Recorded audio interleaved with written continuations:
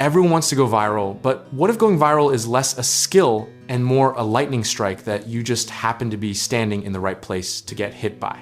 The uncomfortable truth is that the internet has sold you a myth, and the myth is costing creators, brands, and founders millions of dollars chasing something that may never be fully replicable. Let's back up and talk about what actually happens when something explodes online. Because the anatomy of a viral moment is messier than any guru's thumbnail will ever admit. The algorithm didn't just randomly bless a video, a collision of timing, cultural mood, platform behavior, and yes, a little chaos, all converged in one irreproducible instant.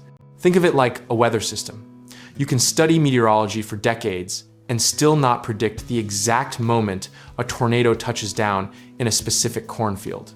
The conditions for virality can be engineered to a point, but the ignition itself is largely outside your control, and that distinction matters enormously.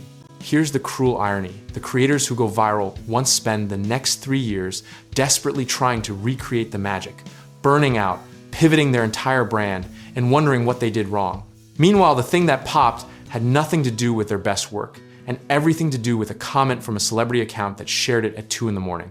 Now, that doesn't mean tactics are useless, far from it. Strong hooks, pattern interrupts, emotional resonance, and frictionless sharing mechanics absolutely increase your probability of catching lightning. But probability is not certainty. And anyone selling you a viral formula is selling you odds, not outcomes. 1984, Coca-Cola launched New Coke and accidentally created one of the greatest word-of-mouth moments in marketing history. Not because they were genius, but because they were wrong in a way people couldn't stop talking about.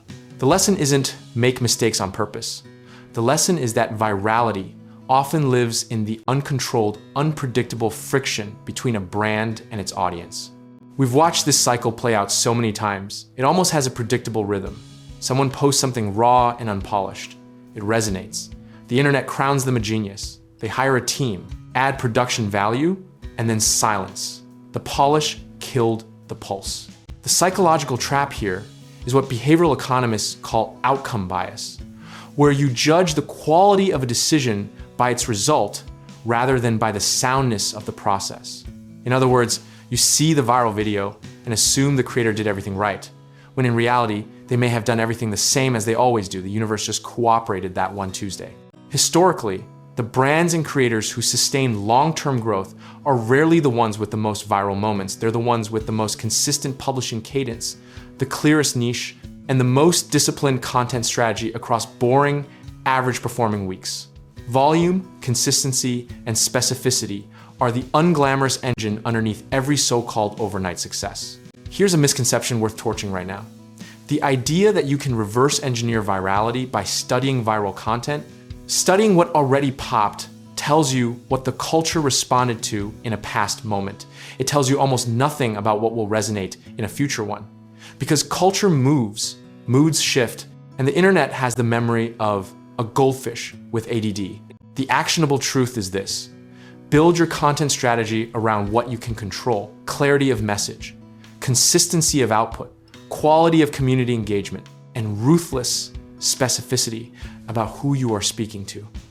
Let virality be a bonus, not a business plan, because a business built on a lottery ticket is still a lottery. Sizing your expectations matters here just as much as sizing a trade. If you go all in on one piece of content, expecting it to change your life, you've over-leveraged yourself emotionally and operationally in a way that will devastate you when the numbers disappoint. The creators who win long-term treat each piece of content like one at-bat in a very long season, not the 7th game of the World Series.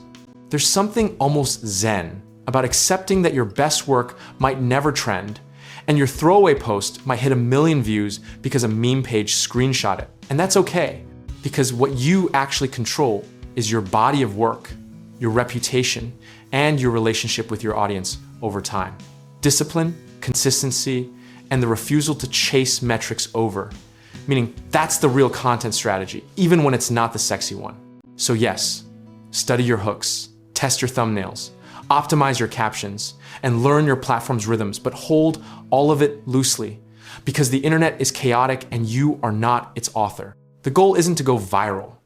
The goal is to be so consistently present and valuable that when the algorithm does tap you on the shoulder, you actually have somewhere worth sending people.